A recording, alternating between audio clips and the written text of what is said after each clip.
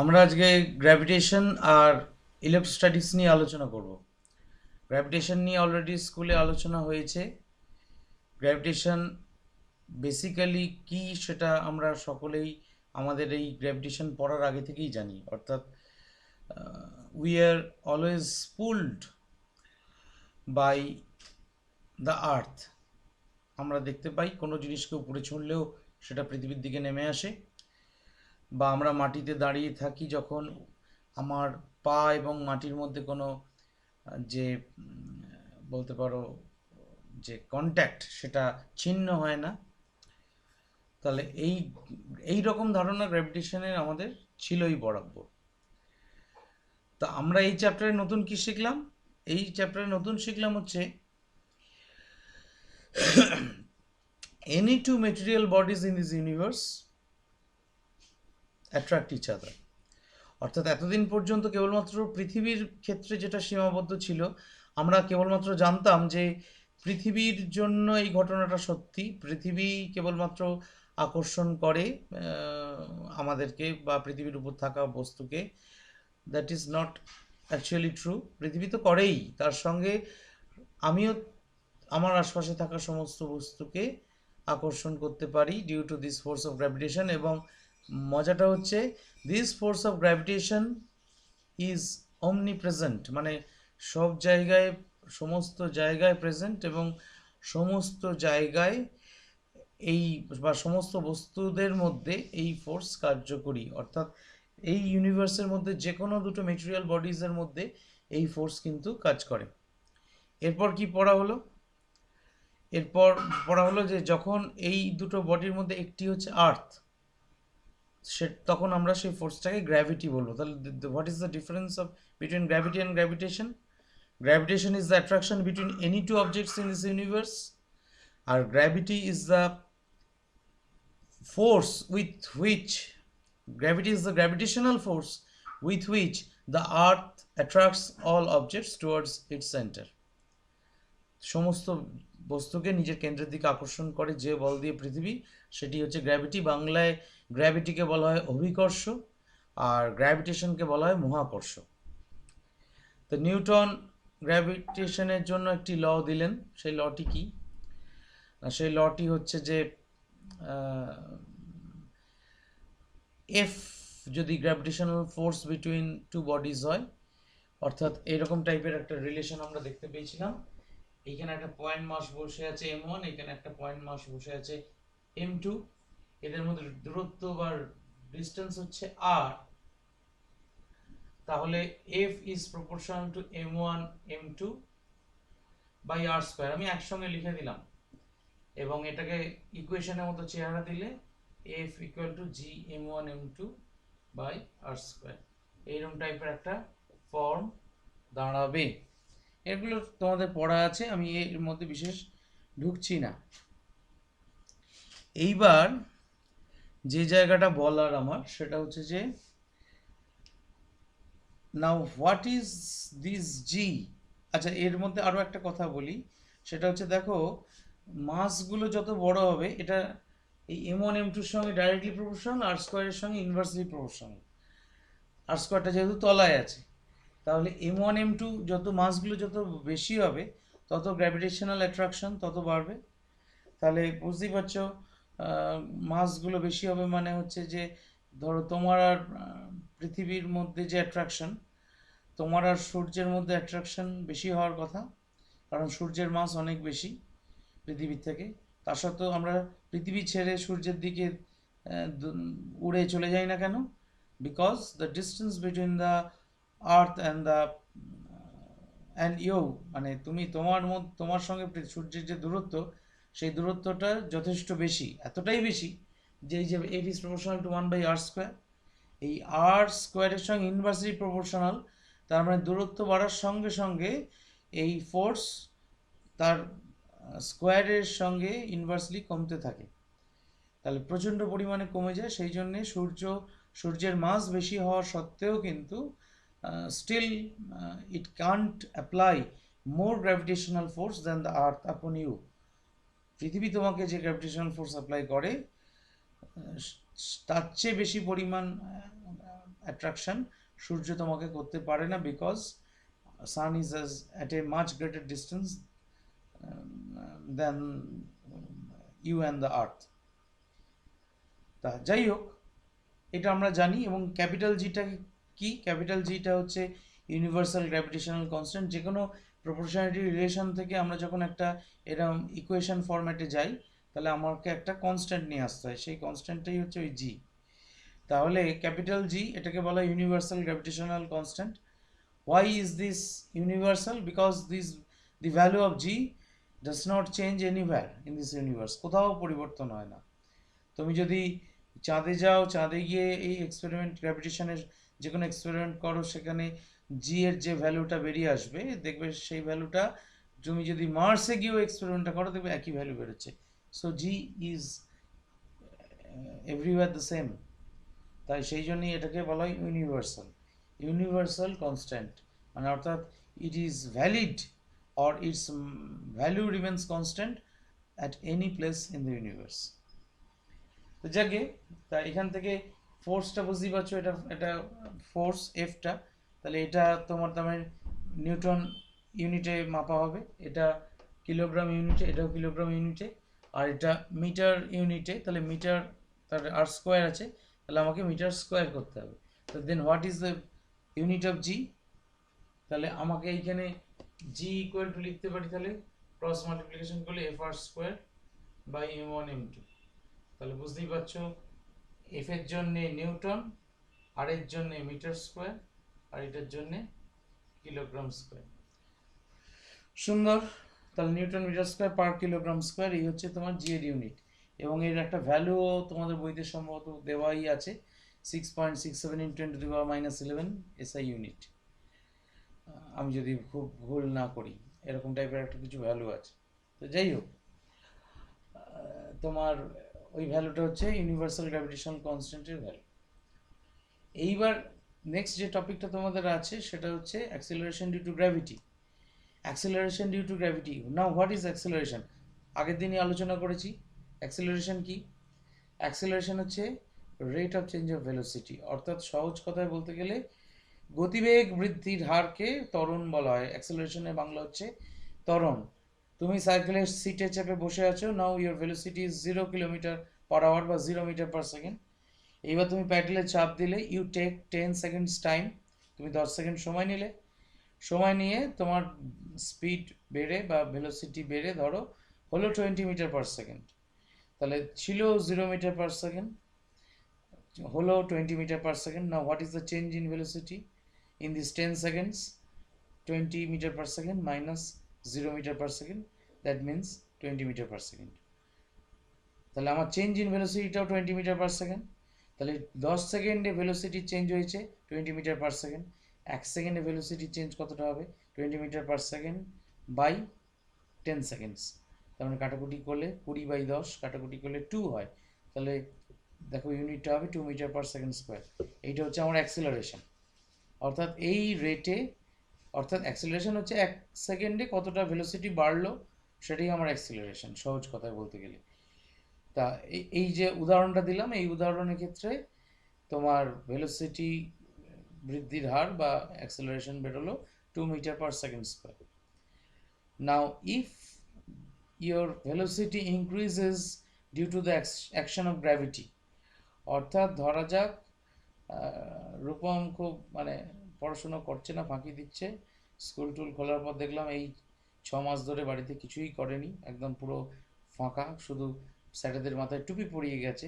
আমার খুব রাগ হলো, আমি ওকে স্কুলের করিডোরে বাইরের দিকে নিয়ে গেলাম, নিয়ে গিয়ে ওই কলারটা ধরে বাইরে ঝুলিয়ে দিলাম, প্রথমে ওই রেলিংয়ের বাইরে দিয়ে ছেড়ে দিলাম। What will happen? The earth will attract him, পৃথিবী ওকে আকর্ষণ করবে। যখন আমি ওকে ছাড়ছি, যে মুহূর্তে ওকে ছাড়বো, সেই মুহূর্তে what is his velocity? His velocity is 0 m/s। But after leaving him কি হবে না, ওর স্পিড ক্রমশ বাড়তে থাকবে। কেন না, পৃথিবী ওকে যেহেতু অ্যাট্রাক্ট করছে, এবং দেখা যাবে the moment he is touching the ground, যে মুহূর্তে ও মাটি স্পর্শ করছে, সেই মুহূর্তে ওর স্পিডটা অনেকটাই বেড়ে গেছে। তাহলে এই যে স্পিড বা ভেলোসিটিটা বেড়ে গেল, এই স্পিড বৃদ্ধির হার বা ভেলোসিটি ইনক্রিজের যে রেটটা, ইনক্রিজ হওয়ার যে রেটটা, সেটাকেই আমরা বলবো অ্যাক্সেলারেশন ডিউ টু গ্র্যাভিটি। অর্থাৎ মানে আমি যদি ডেফিনিশন এইভাবে what is acceleration due to gravity definition চাই, তাহলে সেক্ষেত্রে বলতে পারবো the rate of increase of velocity of any body due to the action of gravitational force is known as acceleration due to gravity। অর্থাৎ এক gravitational ফোর্সের প্রভাবে যদি কোনো মানে যে হারে কোনো বস্তুর ভেলোসিটি বৃদ্ধি পায়, সেই হারটাকে, সেই রেটটাকে আমরা কি বলি না অ্যাক্সেলারেশন ডিউ টু গ্র্যাভিটি বলি। এবং মোটামুটি সমুদ্রপৃষ্ঠে বা সি লেভেলে এর একটা ভ্যালু আমরা ধরে নিই, যদিও এই ভ্যালুটা যে খুব মারাত্মক রকমের কনস্ট্যান্ট থাকে সব জায়গায় তা নয়, মোটামুটি আমরা আমাদের বলতে পারো থাম রুলের মতোই ধরে নিই। Its value is 9.8 meter per second square. What does it mean? যে তার মানে কোন ওই রূপমকে যদি ছেড়ে দিই, 1 সেকেন্ড বাদে ওর ভেলোসিটি দাঁড়াবে 9.8 মিটার পার সেকেন্ড, 2 সেকেন্ড বাদে ওর ভেলোসিটি দাঁড়াবে 19.6 মিটার পার সেকেন্ড। 9.8কে 2 দিয়ে গুণ করলে তাই হয়। অর্থাৎ the more time he falls, the more velocity he acquires, তার তত বেশি ভেলোসিটি সে অ্যাকোয়ার করে। তাহলে এই rate of change of velocity বা রেট অফ ইনক্রিজ অফ ভেলোসিটিকে আমরা অ্যাক্সেলারেশন ডিউ টু গ্র্যাভিটি বলি, এবং it has the same unit as that of acceleration. অ্যাক্সিলারেশনের যা ইউনিট এরও তাই ইউনিট। তা এবার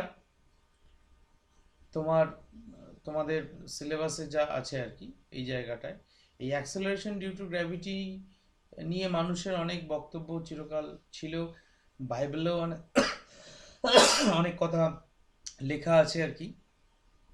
তো সেই সব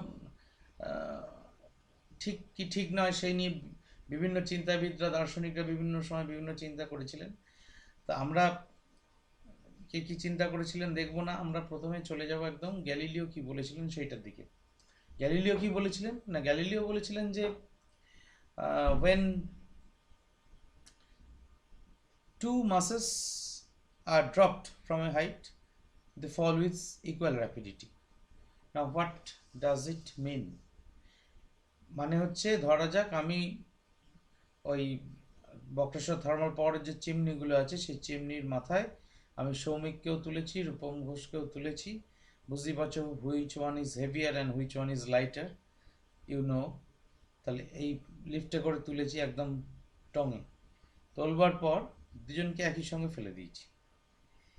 দেখা যাবে both of them touches the ground at the same time, দুজনে কিন্তু একই সময় ভূমি স্পর্শ করবে।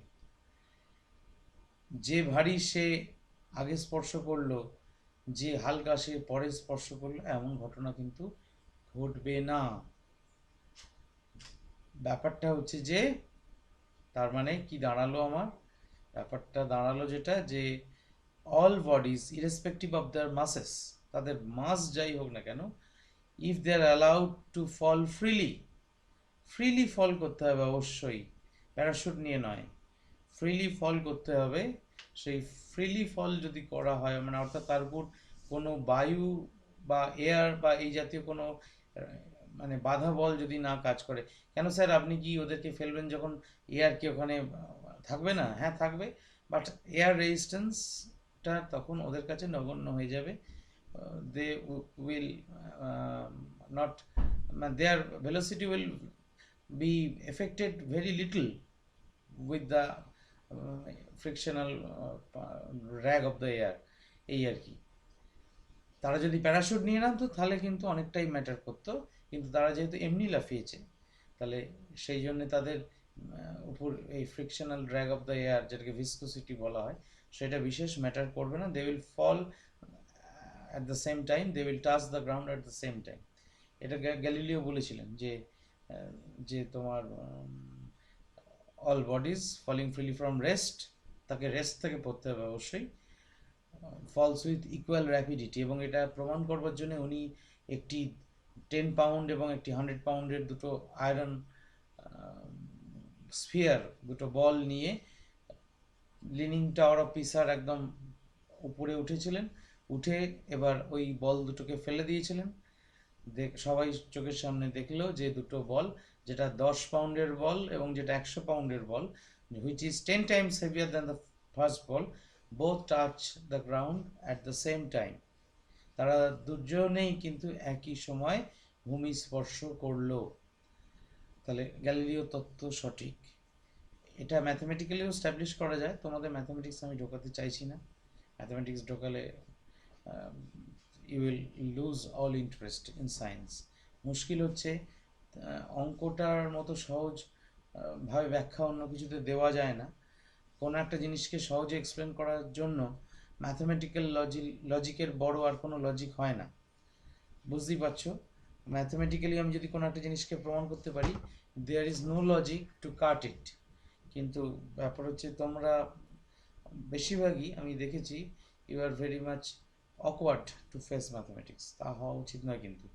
If you really wish to study this physical properties of nature, এই যে প্রকৃতির এই সমস্ত বিষয়গুলো সম্বন্ধে যদি পড়াশোনা করতে আগ্রহী হয়ে থাকো, অঙ্ককে কিন্তু বাবু ভালোবাসতেই হবে, না হলে without mathematics, mathematics is a tool. তোমার একটা দেয়ালে ফুটো করতে হবে, ধরো দেওয়ালটা হচ্ছে দ্য ওয়াল অফ নলেজ, তোমার হাতে কোনো যন্ত্র নেই, সেই দেওয়ালটাকে তুমি ফুটো করবে কি করে? দুম দুম ঘুষি মারলে শুধু নিজের হাতই ব্যথা হবে। So you need a hammer and a type of chisel, যেটাকে বাংলায় ছেনি বলা হয়। ছেনি হাতুড়ি দরকার পড়বে ওই দেওয়ালটাকে গর্ত করবার জন্যে, এবং সেই ছেনি হাতুড়িটাই হচ্ছে ম্যাথামেটিক্স। অঙ্ক ছাড়া প্রকৃতির নিয়মগুলো সম্বন্ধে জানা যাবে না। You can't penetrate the wall of knowledge of nature.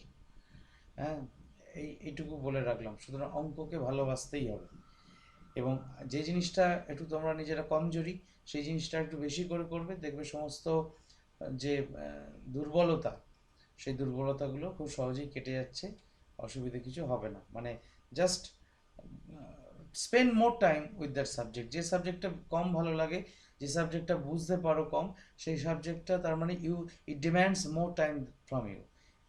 সমস্ত, যেরকম তোমরা মহাভারতের গল্প পড়েছো, মহাভারতের গল্পে পঞ্চপাণ্ডবের মধ্যে ভীম মানে অর্ধেক খাবার খেয়ে নিত, আর বাকি 4 ভাই বাকি অর্ধেকের 4 ভাগ করে খেত, এবং তাদের মা সেইভাবেই খাবারটা ভাগ করে দিতেন, কারণ তিনি জানতেন যে সবাইকে যদি সমানভাবে ভাগ করে দিই তাহলে ভীমের কম হয়ে যাবে এবং অন্যদের বেশি হয়ে যাবে।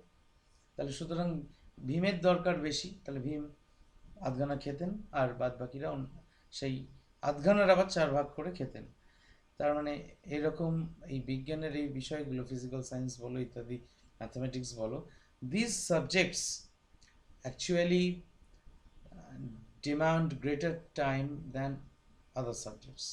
আমি কোনো সাবজেক্টকে অশ্রদ্ধা না করেই বলছি, তুমি মানে কোনো একটা বিষয় ধরো XYZ যা খুশি, সেটার পেছনে যদি তোমার 1 ঘন্টা পড়াশোনা করলে তোমার যদি সেই সাবজেক্টটা তৈরি হয়ে যায়, you need to spend 2 hours with this subject. কিন্তু তোমরা উল্টোটা করো, বরঞ্চ ওইটা 1 ঘন্টার জায়গায় 2 ঘন্টা পড়ে ফেলো, বেশ সহজ জিনিস, বুঝতে অসুবিধা হচ্ছে না, কি মজা লাগছে। আর যেটা বুঝতে অসুবিধা হচ্ছে সেটা আরও কম সময়, 10 মিনিট 15 মিনিট, দূর ভালো লাগছে না, বন্ধ করে দিই। এইটি করো বলেই মানে তোমরা তো উইক ছিলেই, ইউ বিকামস উইকার। যাকে আমি একটু অন্য প্রসঙ্গে চলে গিয়েছিলাম, তা যাই হোক, এই হচ্ছে তোমার গ্যালিলিওর এই যে লটা, এটাকে বলা হয় ল অফ ফলিং বডিজ। এছাড়াও এই ল অফ ফলিং বডিজের মধ্যে আরও দুটো পার্ট আছে, সেই দুটো পার্ট ম্যাথামেটিক্যাল। একটা পার্ট হচ্ছে the velocity acquired by a body falling freely from rest is directly proportional to the time of fall. অর্থাৎ কোনো একটা পতনশীল বস্তু যে বেগ অর্জন করে, যে ভেলোসিটি অ্যাকোয়ার করে, সেই বেগটা, সেই ভেলোসিটিটা is directly proportional to the time of fall. অর্থাৎ যতক্ষণ ধরে সে পড়ছে সেই সময়ের সঙ্গে সঙ্গে সমানুপাতিক। আর আরেকটা থার্ড ল আছে, সেই থার্ড লটা হচ্ছে দ্য ডিস্টেন্স বা the height traversed by a body falling freely from rest is directly proportional to the square of the time of fall. অর্থাৎ কি বোঝায় জিনিসটা? অর্থাৎ বোঝায় হচ্ছে যে কোনো একটা বডি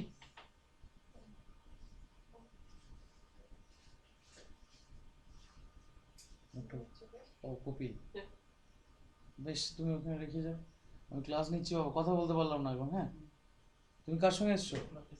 বেশ।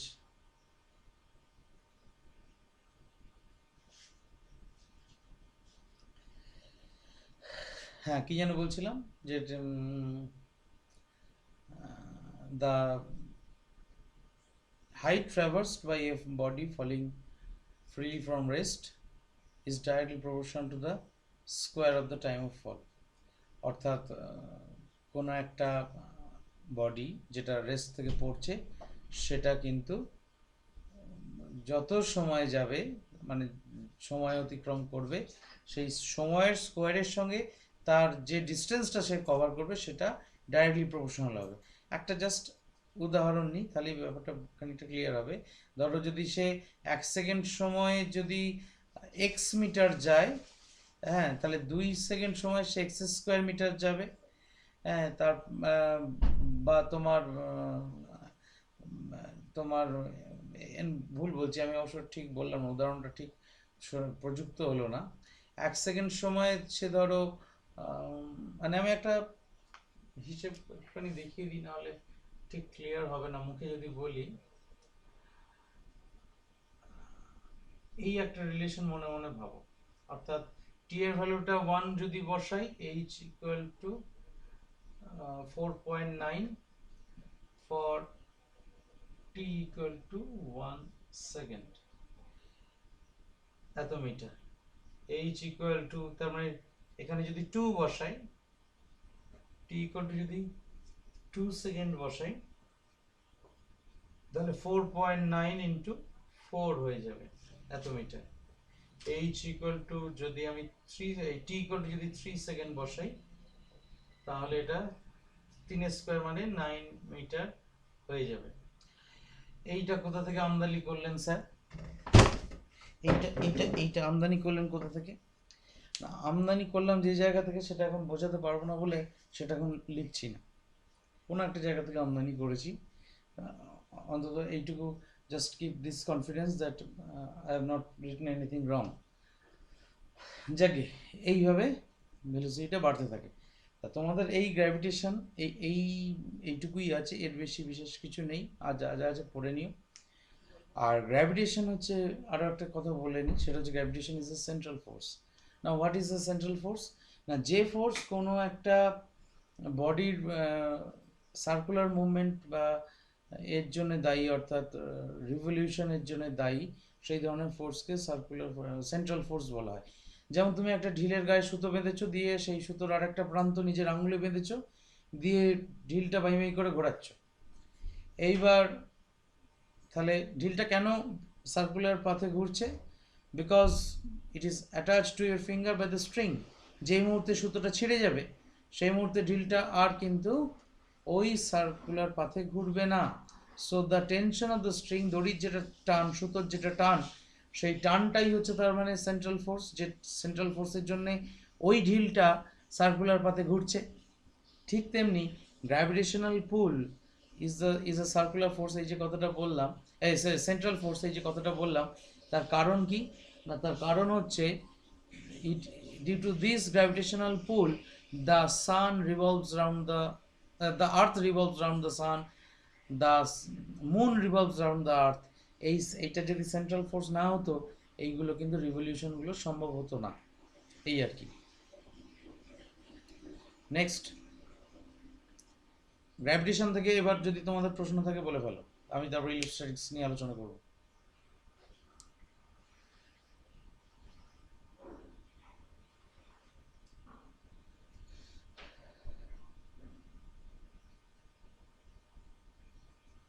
অদ্রিজার কি একটা প্রশ্ন ছিল বলেছিলে? আচ্ছা, ঠিক। তাহলে আমি ইলেকট্রোস্ট্যাটিক্সে প্রবেশ করছি। ইলেকট্রোস্ট্যাটিক্সে প্রবেশ করার জন্য আমি একটি তোমাদের গল্প বলি প্রথমে। গল্পটা কীরকম? গল্পটা ক্লাসে হয়তো বলেছি, যে ধরো মারপিট হচ্ছে ক্লাসে, স্কুলে দুই বন্ধুর মধ্যে, মাঝে মধ্যেই হয়তো কোনো কারণে মাথা গরম হয়ে গেছে, মারপিট হচ্ছে। এবার দেখা গেল যে একটু মানে লড়াইয়ে পটু, সে আরেকজনের সমস্ত জামা টামা ছিঁড়ে খুঁড়ে একদম গা থেকে খুলে নিয়েছে আর কি। হ্যাঁ, যার সঙ্গে মারপিট হয়েছে সে গেঞ্জি পরে দাঁড়িয়ে আছে, এটা আমরা দেখতে পাই মাঝে মধ্যে, খুব জোর মারপিট হয়েছে ধরো। তা এই ক্ষেত্রে তাহলে যার গায়ের জোর বেশি, যার কেড়ে নেবার ক্ষমতা বেশি, সে কিন্তু জামা টামা সব কেড়ে নিয়েছে। এইরকম আমাদের চারপাশে যে সমস্ত মেটেরিয়ালস আমরা দেখতে পাই, এদের মধ্যে যদি মারপিট করানো হয় তাহলে কিন্তু এরাও ওই রকম কেড়ে কুড়ে নেওয়ার চেষ্টা করবে। কি কাড়বে না, আমরা যদি একটা অ্যাটমের শেপটাকে ভাবি, অ্যাটমের মাঝখানে আছে নিউক্লিয়াস, তার মধ্যে প্রোটন নিউট্রন ইত্যাদি, আর তার চারপাশে কে ঘুরে বেড়াচ্ছে না, তার চারপাশে ঘুরে বেড়াচ্ছে হচ্ছে ইলেকট্রন। তাহলে we come when we bring one material in contact with another material, then what happens? তখন কি হয়, তখন অ্যাকচুয়ালি তার মানে এই যে কন্ট্যাক্টে আনছি মানে the electrons of the outermost shell, অর্থাৎ যে আউটারমোস্ট শেলে কোনো একটা মেটেরিয়ালের অ্যাটমের যে আউটারমোস্ট শেল, তার যে ইলেকট্রনগুলো সেটা অন্য আর একটা অ্যাটমের, অন্য আর একটা মেটেরিয়ালের অ্যাটমের আউটারমোস্ট শেলের ইলেকট্রনের কাছাকাছি চলে আসে। এইবার তুমি ধরো ওই দুটি মেটেরিয়ালের মধ্যে ঘষছো, মানে একটাকে আরেকটার সঙ্গে তুমি সারফেসটা ঘষছো, হোয়াট হ্যাপেন্স? তাহলে তখন যে অ্যাটমটার ইলেকট্রন রিটেনিং ক্যাপাসিটি বেশি, অর্থাৎ যার ইলেকট্রন ধারণ ক্ষমতা বেশি, যে ধরে রাখতে চায়, ইলেকট্রনকে বেশি ধরে রাখতে পারে দুজনের মধ্যে, সে নিজের ইলেকট্রনগুলো তো ধরে রাখবেই, তার সঙ্গে সঙ্গে যার সঙ্গে লড়াই হচ্ছে, যার সঙ্গে ঘষাঘষি হচ্ছে, তার ইলেকট্রন খানিক সে কেড়ে নেবে, ক্যাপচার করে নেবে। তাহলে ন্যাচারালি যার ইলেকট্রন ধারণ ক্ষমতা বেশি, তার কি হলো এখন, তার ইলেকট্রন সংখ্যা বেড়ে গেল দেন প্রোটন নাম্বার। অর্থাৎ যখন প্রথম ঘষতে শুরু করি তখন the proton number and the electron number both war same, দুটোই সমান ছিল। কিন্তু এই লড়াইয়ের পর, ঘষাঘষির পর ইলেকট্রন সংখ্যা গেল বেড়ে অ্যাটমটার, আর যার থেকে কেড়ে নিয়েছে সেই ইলেকট্রনটা, তার ইলেকট্রন সংখ্যা গেল কমে। তো those of the atoms which have deficit of electrons, they are being positively charged, তারা তাহলে পজিটিভলি চার্জড হয়ে গেল, এবং যারা তোমার নিয়ে নিল ইলেকট্রনগুলো, ইলেকট্রন তো মানে হারিয়ে যায় না, ইলেকট্রন যতগুলো এ ছাড়লো ও ততগুলো নিয়ে নিল, তা সেই ইলেকট্রনগুলো ও নিয়ে নেওয়ার ফলে ও নেগেটিভলি চার্জড হয়ে গেল।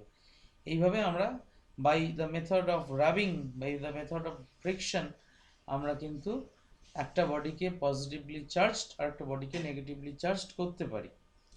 এবং এই চার্জগুলো যেহেতু একটা জায়গা থেকে একটা জায়গায় স্থির থাকে, so their study is known as electrostatics, not electrodynamics. আমরা বাড়িতে যে ইলেকট্রিসিটি ব্যবহার করি সেখানে ইলেকট্রনগুলো দৌড়াদৌড়ি করে, তারা কিন্তু স্থির নয়, যেখানে চার্জগুলো স্থির থাকে বলে এই সাবজেক্টের নাম দেওয়া হয়েছে ইলেকট্রোস্ট্যাটিক্স, নট ইলেকট্রোডাইনামিক্স। তো যাকে এই অধ্যায়তেও একটা ইকুয়েশন আসবে, সেটা হচ্ছে কুলম্বস ল। সেখানে এই একই রকম চেহারা একটা ইকুয়েশন তোমরা দেখতে পাবে, প্রায় একই রকম। এইখানে m1 m2 এর জায়গায় এখানে থাকবে শুধু q1 q2, অর্থাৎ দুটো point charge, they are separated by a distance r, এবং তাদের মধ্যে যে force type is proportional to q1 q2 by r square. এই রিলেশনটা আমরা দেখেছি। এবার তোমার এটাকে যদি আমরা একটা কনস্ট্যান্ট নিয়ে আসি, f equal to k into q1 q2 by r square, equal to দিয়ে লিখছি, এবং k এর ভ্যালুটা মোটামুটি 9 into 10 to the power 9। Now what is the unit, না একই রকম newton metre square per coulomb square, অর্থাৎ f r square by q1 q2, f into r square করলে নিউটন মিটার স্কয়ার হয়, আর q1 q2 হচ্ছে কুলম্ব স্কয়ার হয়, তাই এইটা। এগুলো আমরা জানি, এগুলো বই পড়েছি, জানা আছে। এবার বুঝতেই পারছো, তার মানে আধানগুলো মানে চার্জগুলোর ভ্যালু বা পরিমাণ যত বাড়বে তাহলে ফোর্সটা স্ট্রঙ্গার হবে, এবং ডিস্টেন্স যত বাড়বে তত ফোর্সটা উইকার হবে। এবং আমরা আমাদের চারপাশে সবচেয়ে বেশি যে ফোর্সটা আমরা দেখতে পাই সেটা হচ্ছে ইলেকট্রোস্ট্যাটিক ফোর্স, ঠিক আছে, আমরা ইলেকট্রোস্ট্যাটিক ফোর্সটাকেই দেখতে পাই। তা সেই ইলেকট্রোস্ট্যাটিক ফোর্সটা কিরকম না, যেমন ধরো তুমি আহ, হাতে করে একটা দেওয়ালে ধাক্কা দিতে চাইছো, হাতে করে দেওয়ালে ধাক্কা যে দিচ্ছ, ধাক্কা দিতে পারছো কেন, না due to this electrostatic force. তোমরা প্রশ্ন করবে যে সে আবার কি কথা,